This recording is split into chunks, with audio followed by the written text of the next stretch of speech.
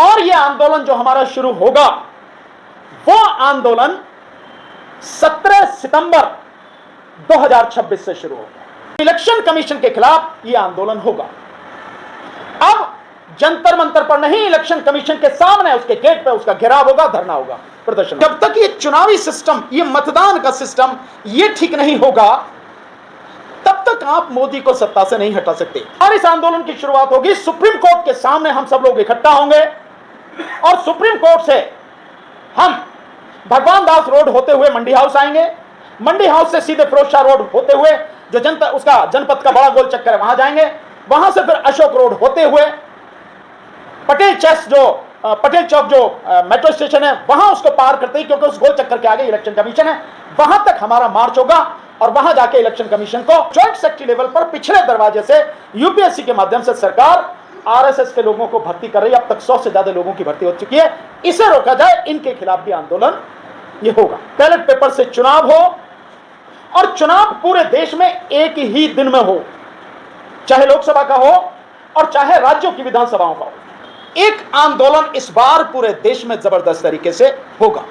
साथियों, आप जानते हैं अभी एक आंदोलन सीजेपी के नेतृत्व में दिल्ली में जबरदस्त तरीके से जंतर मंतर पर हुआ।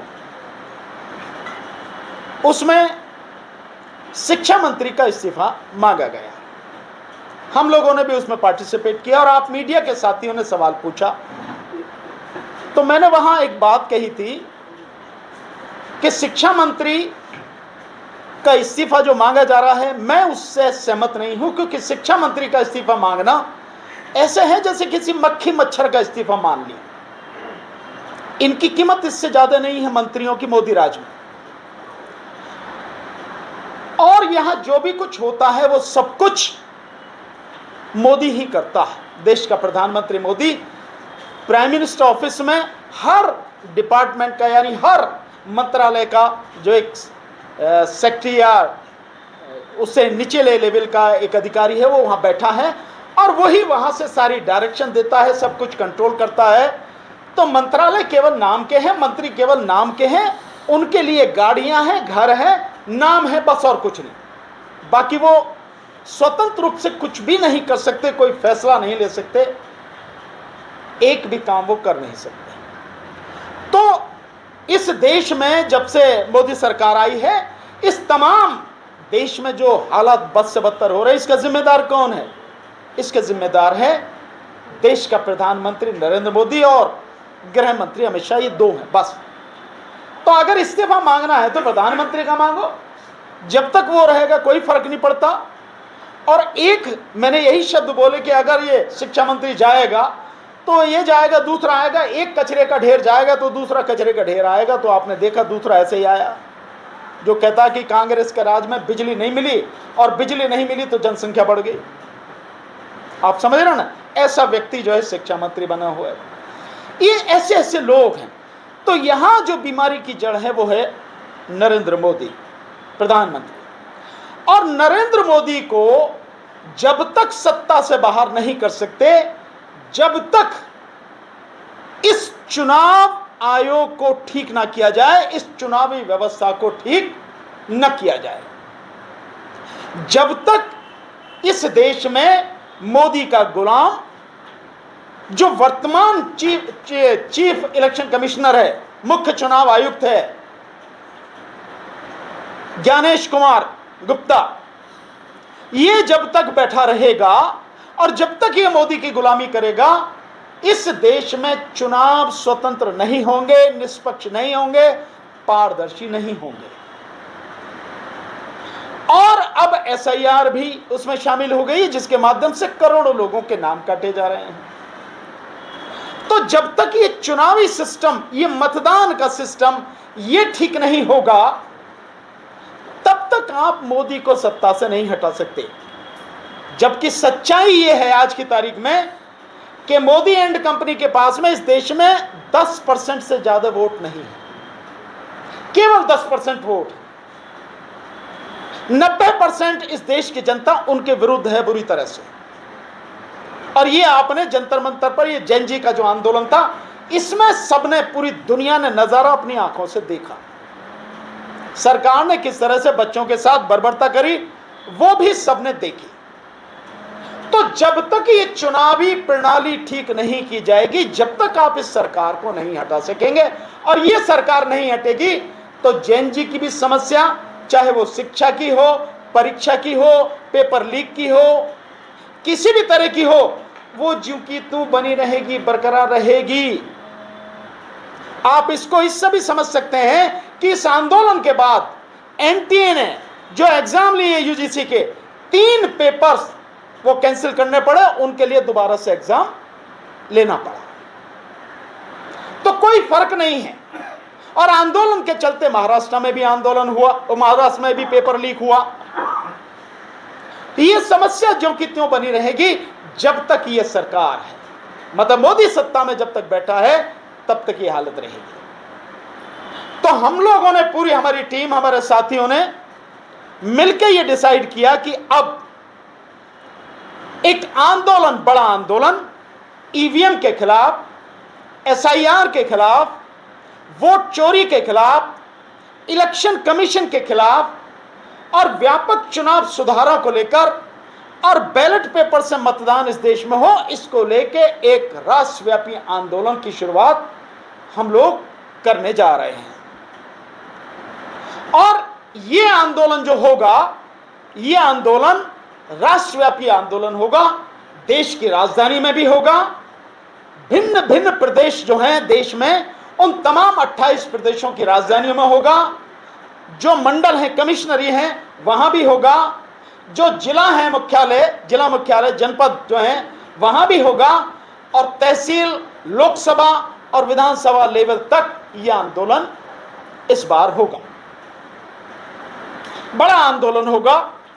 और इस बार यह आंदोलन उस समय तक चलेगा जब तक एसआईआर को बंद ना कर दिया जाए, वोट चोरी पूरी तरह से रुक ना जाए, और ईवीएम और वीवीपैट से जो चुनाव होता है इसको पूरी तरह से बंद करके बैलेट पेपर से चुनाव जब तक शुरू ना हो, मतदान शुरू ना हो, और इसके साथ साथ और बहुत से जो चुनाव सुधार हैं वो जब तक लागू ना हो, तब तक ये आंदोलन इस बार अब चलेगा।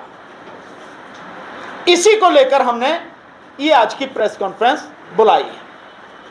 और ये आंदोलन केवल चुनाव आयोग के खिलाफ नहीं होगा, ये आंदोलन इस बार इस देश की सुप्रीम कोर्ट, सर्वोच्च न्यायालय के विरुद्ध भी होगा, उतनी ही मजबूती से होगा। क्योंकि चुनाव आयोग को पूरी तरह से प्रोटेक्ट अगर कोई कर रहा है तो वो इस देश की सुप्रीम कोर्ट है। एसआईआर गैर कानूनी है, गैर संवैधानिक है, उसमें कितनी गड़बड़ियां सामने रखी गई, बावजूद उसके सुप्रीम कोर्ट ने कहा कि नहीं, एसआईआर जो हो रही है वो ठीक है। तो उसे बचा कौन रहा है? Supreme court. ईवीएम के विरोध जितनी भी पिटीशन डाली गई, उन सारी पिटीशन को खत्म कर दिया किसने किया? सुप्रीम कोर्ट ने। और ये दुनिया जानती है, और इस दुनिया का सबसे बड़ा टेक्नोलॉजी में जो सबसे महारथी है, एलन मस्क, वो भी कह रहा है कि ईवीएम में गड़बड़ी होती है, ईवीएम से फेयर चुनाव हो नहीं सकता। बावजूद उसके ईवीएम से चुनाव लगातार हो रहा है। तो इसलिए जो है एक आंदोलन इस बार पूरे देश में जबरदस्त तरीके से होगा।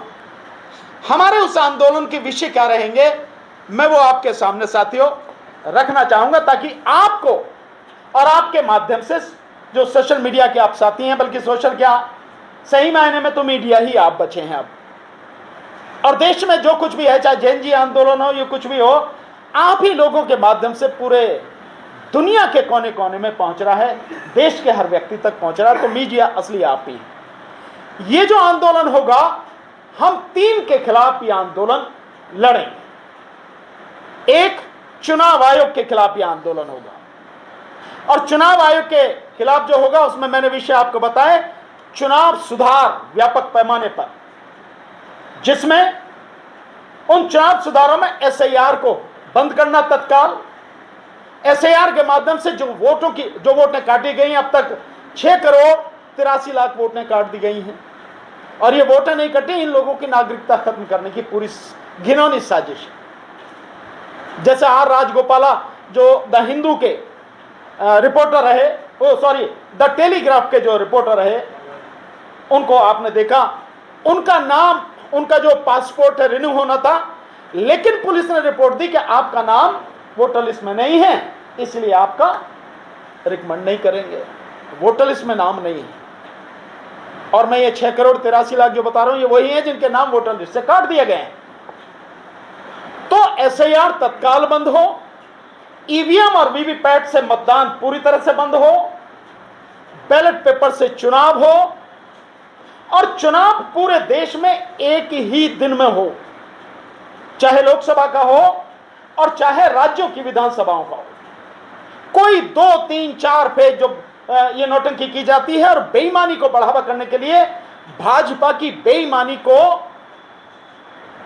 अंजाम देने के लिए ये फेज में चुनाव किए जाते हैं। लोकसभा के चुनाव 7 फेज में, 8 फेज में, जिसका कोई मतलब नहीं है। जिस देश में 140 करोड़ की आबादी है, उससे ज्यादा आबादी है, वहां क्या लोगों की कमी है? नहीं। वहां क्या किसी भी तरह के पैसे या संसाधनों की कमी है? नहीं। किसी चीज की कोई कमी नहीं है। कमी है तो केवल नियत की। ये चुनाव पहले भी एक फेज में होता था, होता रहा, आज कोई नई बात नहीं। आज तो इतने संसाधन है, उससे पहले भी जब कोई संसाधन इतने नहीं थे तब भी चुनाव एक दिन में ही होता था।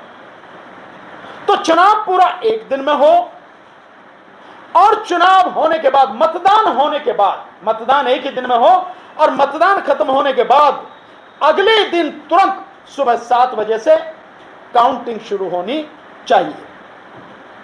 इसके साथ साथ जहां काउंटिंग स्टेशंस पर काउंटिंग हो रही है, उसकी बाकायदा लाइव CCTV कैमरे से रिकॉर्डिंग होनी चाहिए, और वो रिकॉर्डिंग बाहर, काउंटिंग सेंटर के बाहर बड़ी बड़ी स्क्रीन लगाई जाए, LED स्क्रीन, उन पे बाकायदा दिखाई जानी चाहिए, ताकि हर किसी को पता रहे क्या हो रहा है। पारदर्शिता इसी का तो मतलब है ना, कुछ भी छुपा हुआ नहीं है, सबके सामने है जो भी कुछ हो रहा है। तो इस तरह से ये चुनाव हो, और इस देश में जो भी लोग 18 साल और उससे ऊपर के हैं, उनका हर किसी का नाम वोटर लिस्ट में होना चाहिए, और चुनाव पूरी तरह से स्वतंत्र हो, निष्पक्ष हो, पारदर्शी हो। ये काम कराना इलेक्शन कमीशन की जिम्मेदारी है। 2 ही काम है इलेक्शन कमीशन के। 18 साल से ऊपर के तमाम लोग जो इस देश में, उनका नाम वोटर लिस्ट में हो, वोटर लिस्ट बनाना, और साथ में free, fair and transparent election कराना। यही 2 काम है, और तीसरा काम नहीं है। इसी के लिए उसको इतनी पावर दी गई। तो इलेक्शन कमीशन के खिलाफ यह आंदोलन होगा। अब जंतर मंतर पर नहीं, इलेक्शन कमीशन के सामने, उसके गेट पे उसका घेराव होगा, धरना होगा, प्रदर्शन होगा। इसके साथ साथ जैसे मैंने बताया कि इस इलेक्शन कमीशन को कौन प्रोटेक्ट कर रहा, सरकार तो कर ही रही, लेकिन सरकार से भी ज्यादा ताकत अगर किसी के पास है जो प्रोटेक्ट कर रही है, वो है सुप्रीम कोर्ट। तो ये इस बार आंदोलन सुप्रीम कोर्ट के दरवाजे पर भी होगा, सुप्रीम कोर्ट का भी घेराव होगा। बाकायदा पहले इलेक्शन कमीशन को ज्ञापन दिया जाएगा, सरकार को ज्ञापन दिया जाएगा, और फिर देश की सर्वोच्च न्यायपालिका यानी सुप्रीम कोर्ट को भी ज्ञापन दिया जाएगा, समय दिया जाएगा। उस समय सीमा में अगर चीजें ठीक नहीं की गई तो राष्ट्रव्यापी आंदोलन होगा, उसमें धरना भी होगा, उसमें प्रदर्शन भी होगा, उसमें जेल भरो आंदोलन भी होगा, उसमें सड़क रोको आंदोलन भी होगा, रेल रोको आंदोलन भी होगा, उसमें तालाबंदी भी होगी, और उसमें देश में बंद की भी घोषणा की जाएगी। बाकायदा जो भी तरीके होते हैं एक लोकतांत्रिक व्यवस्था में, संवैधानिक दायरे में रहकर लोकतांत्रिक तरीके से जो भी प्रदर्शन के तरीके हैं, आंदोलन के तरीके, वो सारे अपनाए जाएंगे। अगर इलेक्शन कमीशन ने, सुप्रीम कोर्ट ने और देश की सरकार ने, प्रधानमंत्री ने बात नहीं मानी तो, क्योंकि सुप्रीम कोर्ट सरकार से भी ज्यादा ताकतवर है, इसलिए सुप्रीम कोर्ट की जिम्मेदारी है। तो इलेक्शन कमीशन को बचाना नहीं है। इलेक्शन कमीशन अगर गलत कर रहा है तो उसके फैसलों को रद्द करना है, और संविधान की सुरक्षा की जिम्मेदारी सुप्रीम कोर्ट की है। तो संविधान के अनुसार कोई भी संस्था काम करे, यह देखना सुप्रीम कोर्ट की जिम्मेदारी है, उसके तहत काम हो रहा है नहीं हो रहा, ये उसको देखना है, अगर नहीं होगी तो उसके खिलाफ आंदोलन होगा। और इसके साथ साथ कुछ और जो संस्थाएं हैं जो बहुत महत्वपूर्ण स्वतंत्र संवैधानिक संस्था हैं, जिनको इलेक्शन कमीशन की तरह पावर है, सुप्रीम कोर्ट की तरह पावर है अपने क्षेत्र में, वो CAG है, यानी chartered and accountant general of India, नियंत्रक एवं महालेखा परीक्षक जिसे बोलते हैं, संघ लोक सेवा आयोग जो पिछले बैकडोर से जो एंट्री हो रही है, यानी कि एक IAS ऑफिसर जो IAS बनता है पहले प्री देता है, फिर उसे पास करता है, फिर मेन देता है, उसे पास करता है, फिर इंटरव्यू देता है, उसे पास करता है, उसके बाद 2 साल की ट्रेनिंग होती है, फिर 20 साल की सर्विस करता है, जब जाके जो है वो ज्वाइंट सेक्रेटरी बनता। और ज्वाइंट सेक्रेटरी लेवल पर पिछले दरवाजे से UPSC के माध्यम से सरकार RSS के लोगों को भर्ती कर रही है। अब तक 100 से ज्यादा लोगों की भर्ती हो चुकी है। इसे रोका जाए, इनके खिलाफ भी आंदोलन ये होगा। और साथ में सरकार के खिलाफ आंदोलन होगा। जैसे जो एजुकेशन सिस्टम है, जो शिक्षा व्यवस्था है, जिसको पूरी तरह से RSS के हाथ में दे दिया गया है और चौपट कर दिया गया है, जो नेशनल एजुकेशन पॉलिसी 2020 है उसके तहत, सो उसके विरुद्ध होगा। तो शिक्षा, परीक्षा, पेपर लीक, युवा, रोजगार, निजीकरण, क्योंकि रोजगार और निजीकरण आपस में जुड़े हुए हैं। स्वास्थ्य व्यवस्था, आपको जानकर आश्चर्य होगा कि वर्तमान में 90% जो स्वास्थ्य व्यवस्था है वो निजी हाथों में दे दी गई है, 90%। तो कैसे आप इलाज कराएं? गरीब आदमी कहाँ इलाज कराएगा? अभी मैं देख रहा था कि ये सरकार की हालत है कि लाश ले जाने के लिए कोई गाड़ी नहीं मिल रही, बेचारे कंधे पे ले जा रहे हैं, बाढ़ में नदी में से निकाल के ले जा रहे हैं। ये व्यवस्था है, कई रास्ते नहीं हैं, आपको एम्बुलेंस नहीं मिल रही है। तो ये जो चीजें हैं, सुरक्षा, लोग, मतलब आप समझिए कि बच्चों को मारा जा रहा है इतनी बुरी तरह से, पैलेट गन चलाई जा रही हैं। अभी तक की जो रिपोर्ट है 10 लोगों के विषय में RTI से जानकारी मिल चुकी है कि पैलेट गन की गोलियां उनको लगी हैं, छर्रे उनको लगे हैं। और ये रिपोर्ट जो है ये सफदरजंग हॉस्पिटल से, और साथ में जो एक और हॉस्पिटल है वहां से, लेडी हार्डिंग से, यहां से आई है, एम्स से और राम मनोहर लोहिया से, वहां जो लोग गए हैं जिनको पैलेट गन की इंजरी है उसके विषय में जानकारी नहीं है, लेकिन उनके अलावा 10 लोगों को ये इंजरी हुई है, इतनी जानकारी आ चुकी है।